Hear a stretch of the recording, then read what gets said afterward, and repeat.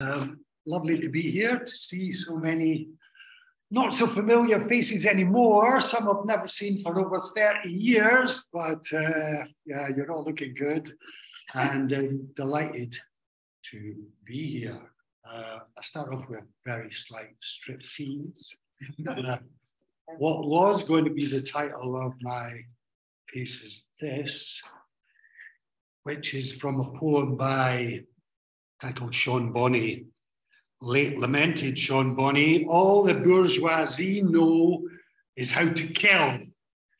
But because I'm working on a sort of more climate basis of this piece, I have called it No Time Like the Present, because I was hugely inspired once I started to think about doing this by a song by Lou Reed called There Is No Time. This is no time for optimism. This is no time for endless thought. This is no time for my country, right or wrong. Remember what that brought.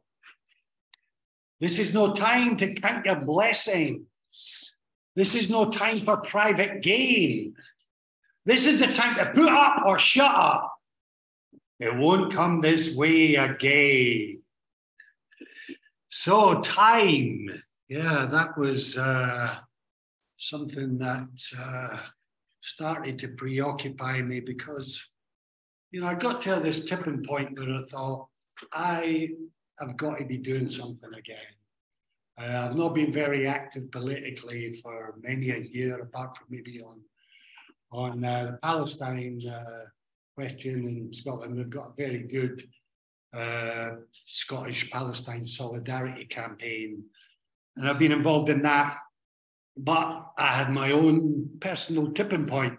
It took me back. I remember bringing that book, The Tipping Point, to a Communist Party seminar not far from here in the diorama many, many years ago. That book, which proved to be, and is proven to be, very prescient. He was a dodgy geezer in some ways. Can't even remember his bloody name now. Sorry, but I had my own personal tipping point. It felt like where I had to commit to doing something, and by just doing that, by committing to this, getting in touch with Jack and Kevin and saying, I want to do a piece. I want to try and do some sort of performance that I have called it End of the Roadshow, is something that I can build on and develop with other people, initially in Scotland, and then see where we can take it. Because culture declares emergency, apparently. I'm involved with that a bit, but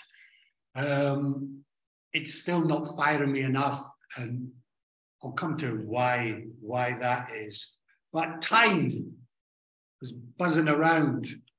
Camilla here, I think that is so key to it, of the whole idea of the lunar cycle, and a talk that she gave, which I thoroughly recommend, quite recently on lunarchy and time. She started off by quoting Marx, and I'm going to do the same. That very quote. In the final analysis, all forms of economics can be reduced to an economics of time. How a society organizes and distributes time reveals what it truly values. The more any person has the time taken away from them, eroded and devalued by poverty wages, the greater the degree of inequality.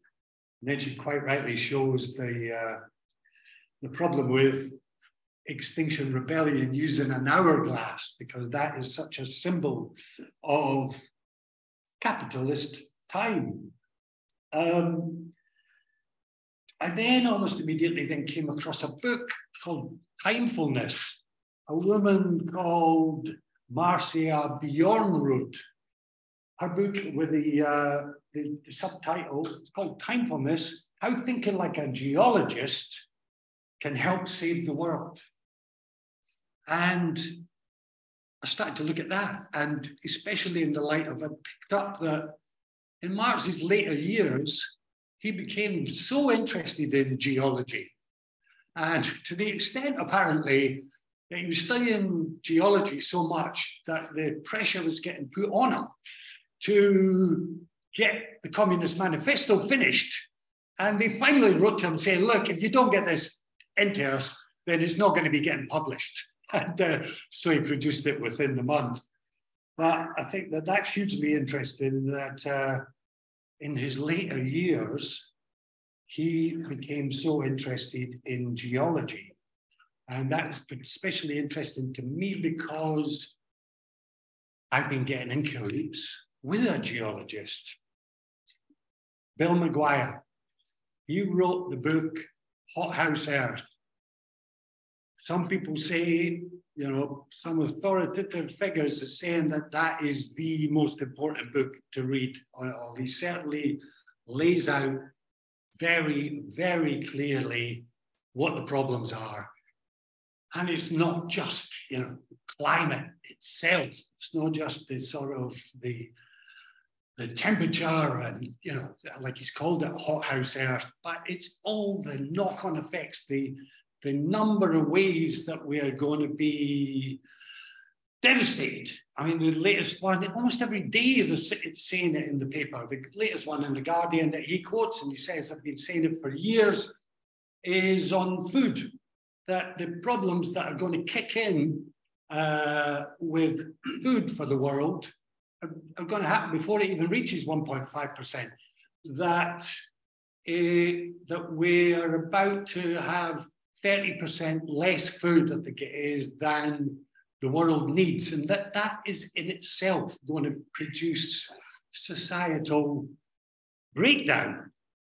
Insects, the way that malaria is on the way back to such a big increase.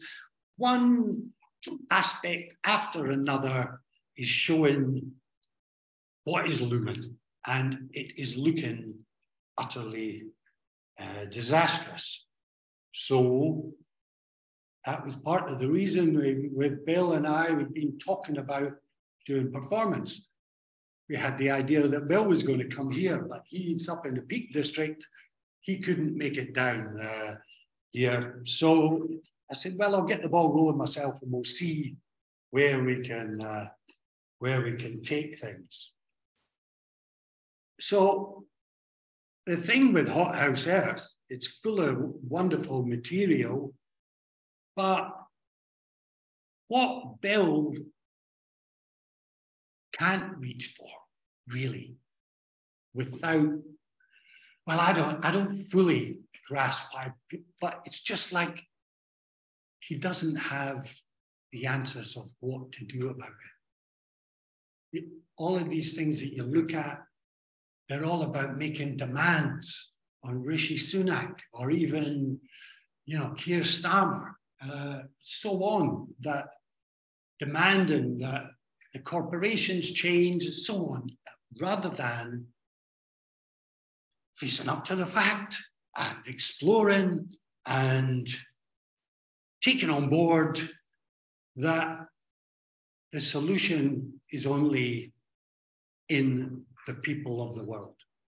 The reason that I was so keen to do it here was because I do think this little book does address that very question.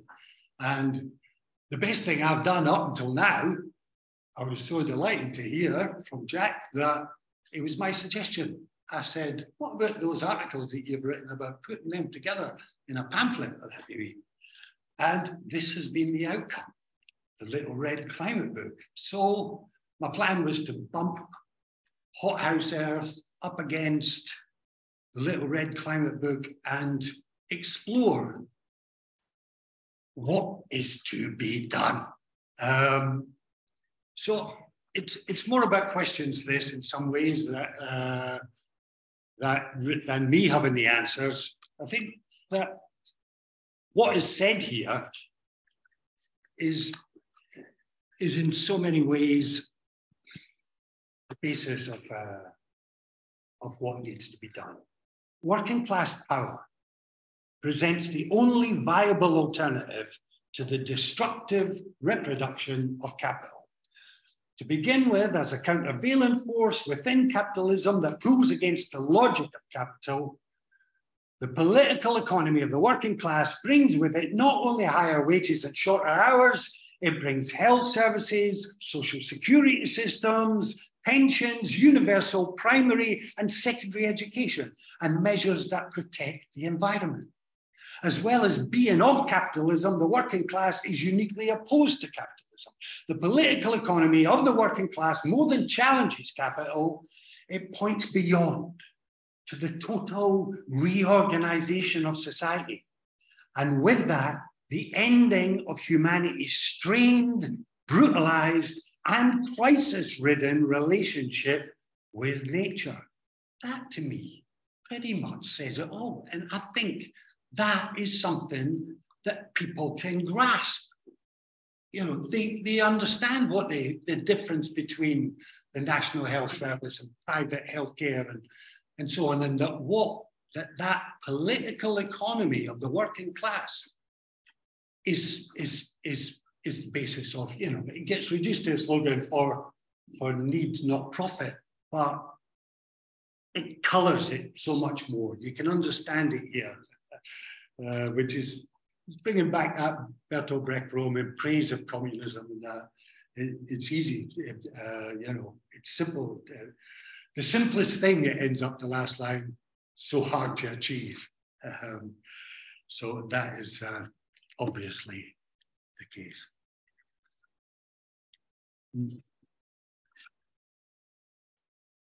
So, yes, I know that the answers are in there. And my idea was to rub those up against each other and see what sparks. That's what I said to myself. Sparks. Yeah, it's great. The spark. My name's Burn, you know. Robert Burns, kindling fire. I love the burning heart emoji best of all. But the horror, fire, trees burning, it just makes it all feel so sad in ways. The wrong is a metaphor in ways. That, look at what's happening right now in Hawaii. That banyan tree, you know, one of the most famous trees in the world. It's still standing, but apparently it's dead now. So that is going to bring in the first poem from this big heavy book. I thought I'm going to go back to Brecht, Bertolt Brecht. You know, there's nothing better than for, I don't know if I did say that my intention was climate catastrophe cabaret. That's what I'm aiming for. And who's better for a cabaret, commie for a cabaret than Bertolt Brecht? This is a poem of his in honor of the banyan tree. The burning tree. Through the evening's red haze, we saw the red steep flames striking up through smoke into the black sky. In the fields, there is, in a close stillness, crackling, a tree is burning. The shock-stricken branches reached up high. Black danced around wildly, crazily, by a red rain of sparks. Waves of the tide of fire broke through the fog.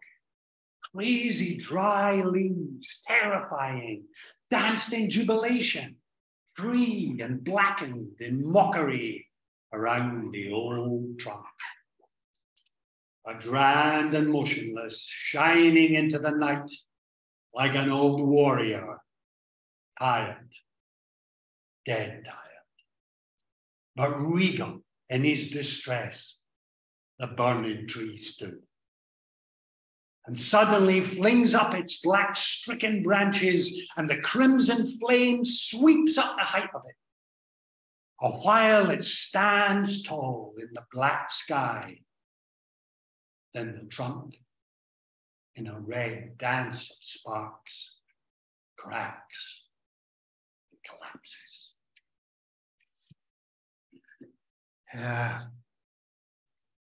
It is hard in many ways not to feel hopeless about trees, because, you know, we're going to need them so much. They can really help save us, and yet they're burning down around the world. I really started to take on board about trees during lockdown, particularly. I got asked to contribute to a book that was coming out about trees, and then I set myself the New Year's resolution that when I was going out for my walk, I would touch them, touch trees. And I found instantly I was in the moment by connecting with those trees, just any of them as I went around. So fuck Keir Starmer and him hating tree huggers. Fuck you. Yes. I'm involved in a setup in Glasgow called Every Tree Tells a Story. And that's geared particularly towards children, to try and get them to connect with trees. But trees, of course, are also mighty metaphors. They have been for struggle in the past. Trees of liberty. They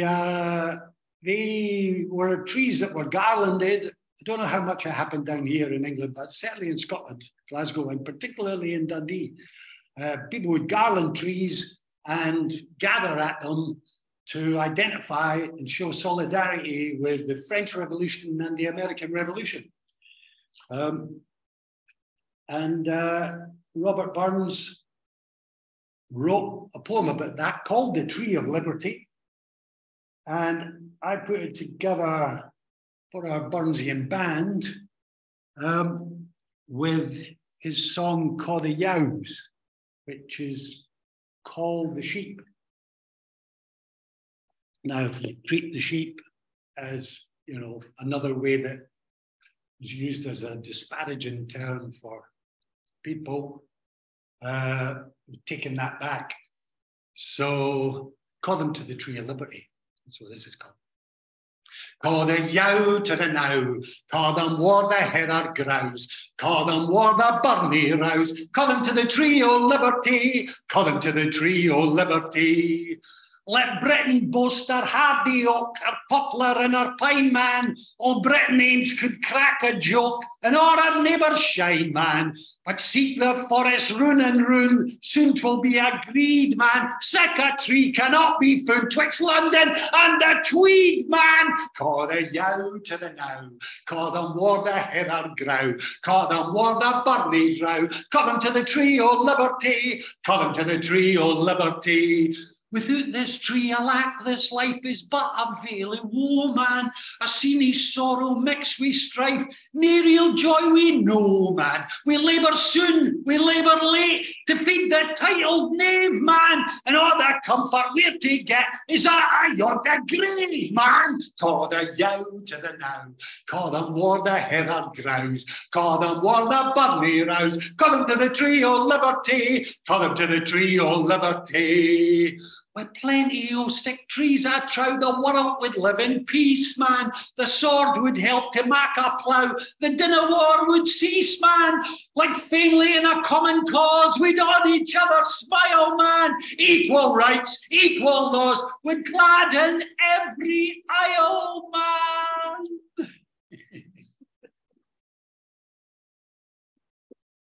Thank you. Thank you.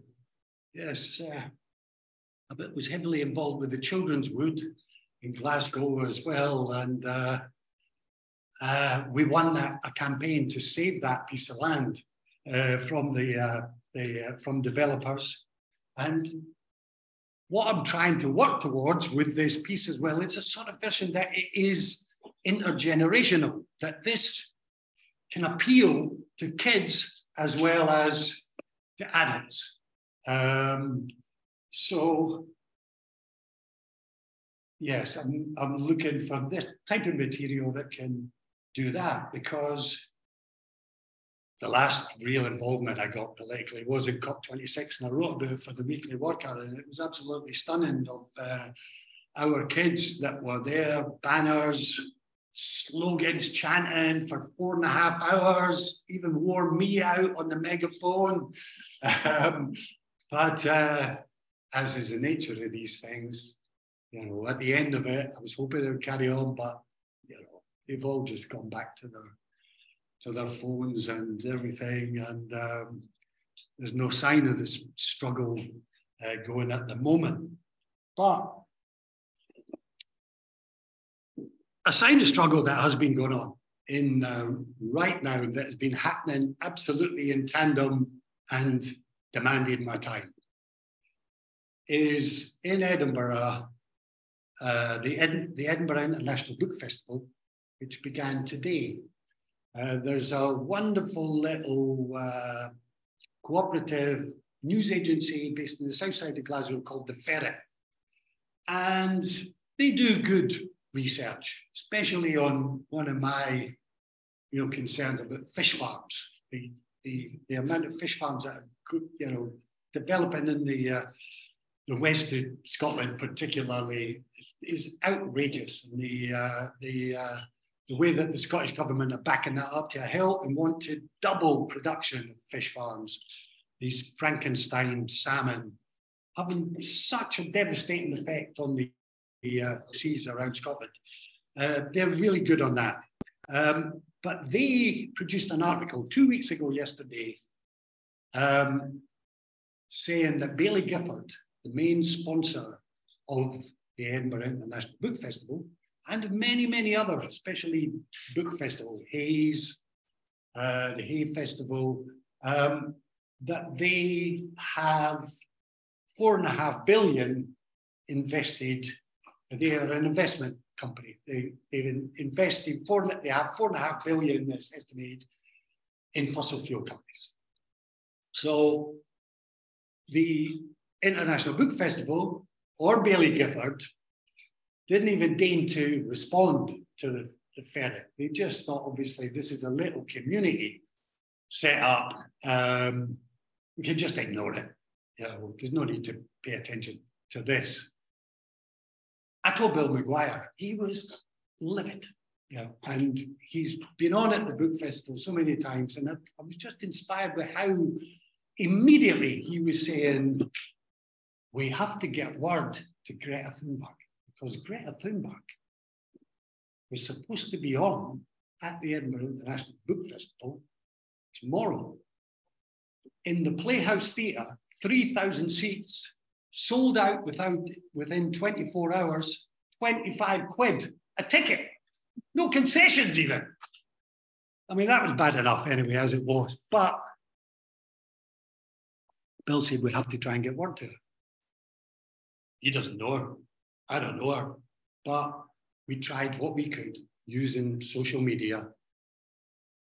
And we didn't know, whether she had heard. We just felt that especially for her, she could be crucified for doing this by the right-wing press. They could just, and also, it reminded me of the situation that arose about free speech, that the organization, that the party had recently, that you just seem like complete hypocrites if you allow one thing to happen. And that this is what could be potentially the biggest danger with her, with Greta. Next thing we know, Greta Thunberg announces, I'm not taking part in the book festival. She cooled down. And she made a strong statement that it was about greenwashing, and she's not accepting this, and she cannot take part in it. The guy who runs the book festival, I know him, I've performed at the book festival myself several times, and I was in communication with him. And he said he respects her position, but they have their principles too, and that he believes, he's looked at Baillie Gifford, he believes that Baillie Gifford are on the right side. They're on the same side as us in that as well. They're a force for good. So I started to look as much as I could at Baillie Gifford, all the more, and that. And then it started to come to seeing that the Edinburgh Arts Establishment, the guy who runs the main theatre in Edinburgh, David Craig, the Royal Lyceum, he came out and said, Baillie Gifford is an exemplar of philanthropy. You know, they were coming out, not just saying, well, we know it's not very good, you know, but it's a necessary evil. No, they were totally backing them up to the hill. It's like this organisation, Baillie Gifford, they are the main investors of Elon Musk's Tesla car. You know, that's being put across as AVs. That's them being good guys. So that. Also, they are the investor of his fucking SpaceX program, which Bill showed, you know, this statistic that in Hot House Books, that with Branson, 1 10-minute flight of that, if his rocket is equivalent to the whole lifetime's carbon, you know, emissions as such, footprint by the average person. So we've had a fight on our hands. Well, I mean, I've had it me personally because Bill's in the Peak District and he's going to have a go at Hay Festival next year because he's supposed to be speaking. But just yesterday, the day before it started, over 50 of the authors, Zadie Smith, included her, over 50 of the writers and chairs have come out with an open letter saying that Baillie Gifford must divest. If they're not willing to divest of their fossil fuel investments, then the book festival must stop their sponsorship. If the book festival won't stop that sponsorship, all writers should boycott the book festival next year. So it's been amazing that how much has happened in literally 2 weeks, and with so few forces to make that happen. And that took me back as well, that to my days in the party, that we can make a difference.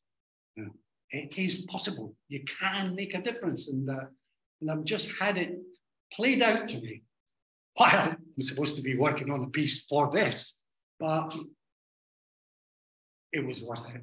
I do believe it. I do. That's what I would like to discuss with you, comrades, of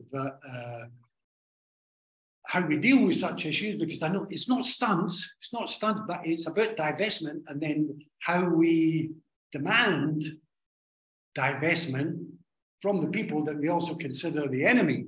Is it even worth chasing them, or should we be concentrating otherwise? How am I doing? I've got one. You've got plenty. Yeah, well, I mean, I was just going to, I think that I had a piece, a sort of more performance-y type little piece that I could do now, and then we can have a chat. Yeah? Yeah. Sure. I'll try and get it so that I'm still on here as well. But this is partly tied in with Buto. This is where this came from.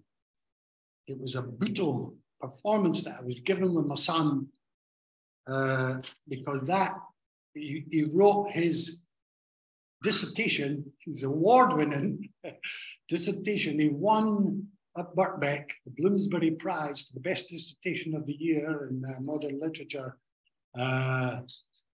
of putting Sean Bonney together with Buto Dance, and it was called, in the enemy language, It Is Necessary to Lie. So I got to a Buto weekend 3 weeks ago, and I just arrived there, and that was when Bill McGuire got in touch with me. And I knew that I was in Yorkshire Dales, and he was just in the Peak District. And it just like, I could not believe the timing of it. That, because it's a bit like it was with Greta, that I just fired one out to him, saying, I really admire your work. And also because he had said his favourite movie is Local Hero. And Local Hero was the first movie I was ever in. And, so I used that as an excuse that means to get in touch with him. And he got back. And so things have developed on amazingly so from that. But it's a sort of Buto-ish type piece that I'm going to do, which it would be great out there, but I'll try and do it so that the Zoomers can get it as well. Hey? If you want to, we can share it. Yeah. Well, no, because it'll be better straight on, I think. Yeah, I'll just get myself ready for this.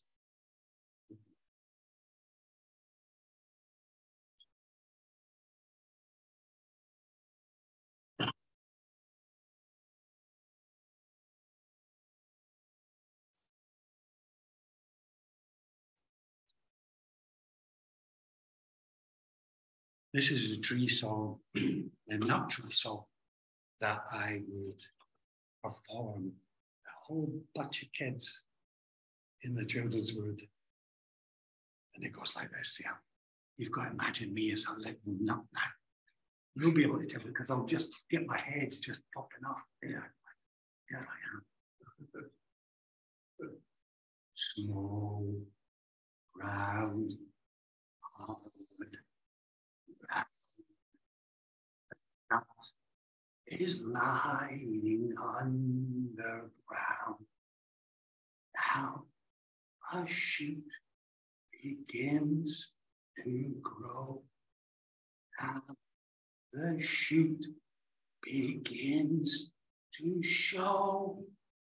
Tall, taller, tall as can be. The shoot is growing into a tree, and branches grow and stretch and spread, and twigs and leaves above your head.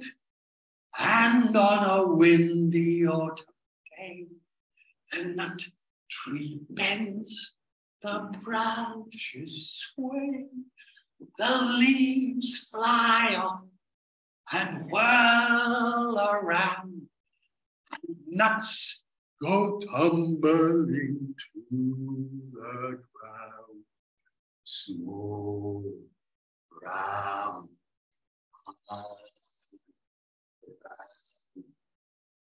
the nut is lying underground. Now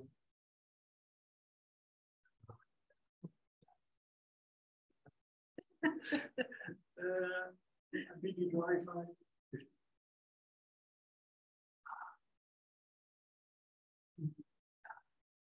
Yeah, I needed Wi-Fi. I was going to play the whole song. It's got the, it's got brilliant. It's got the lyrics would have been coming up here from There Is No Time. There is the Wi-Fi. It'd be worth it, honest, maybe. Yeah.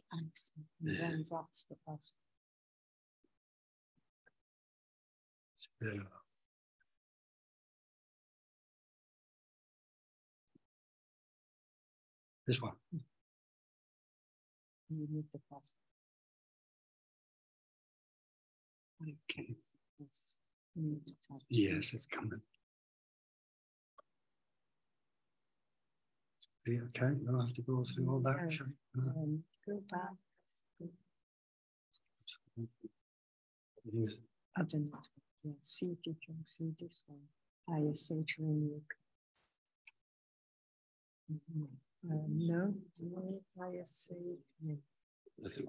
Possible. Okay. Come on, I'm losing them.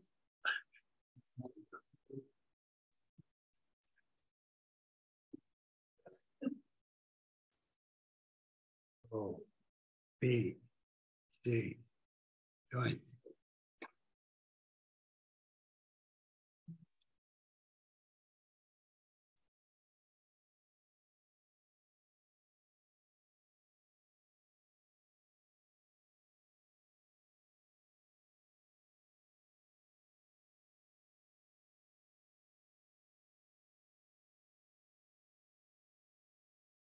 And not is lying under. Now she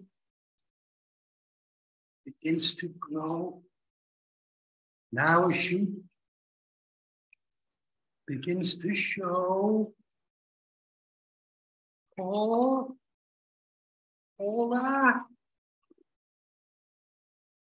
that it can be.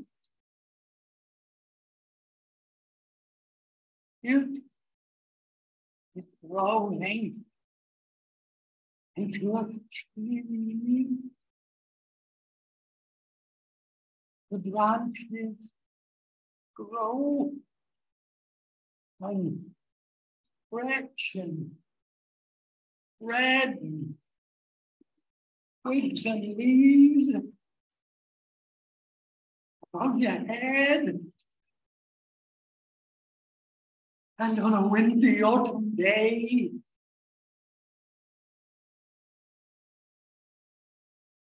the tree bends, the branches sway, the leaves fly off, turn around, and nuts go tumbling to the ground. More round, hard, round.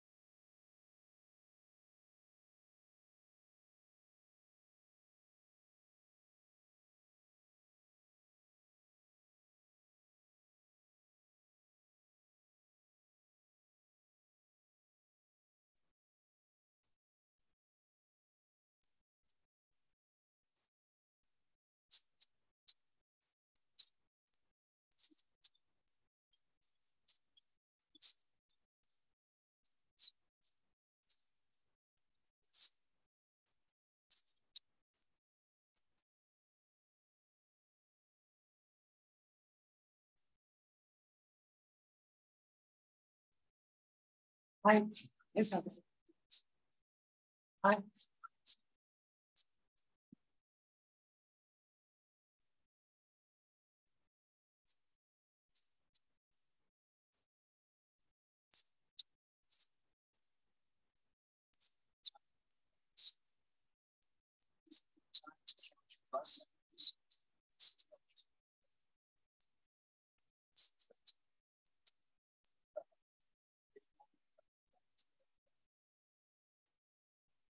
Like the present, like the present, like the present.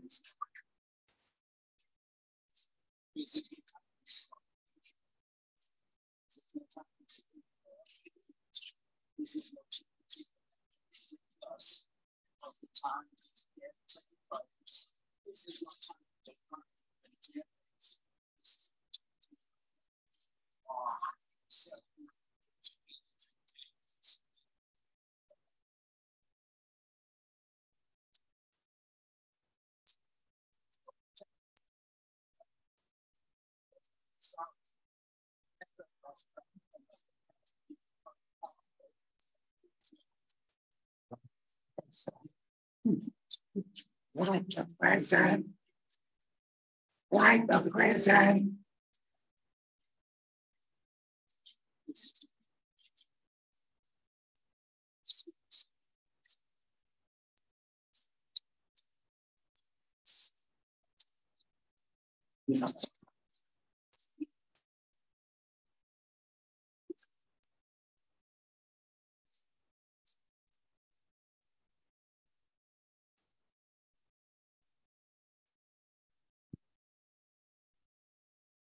This is no time for political speech.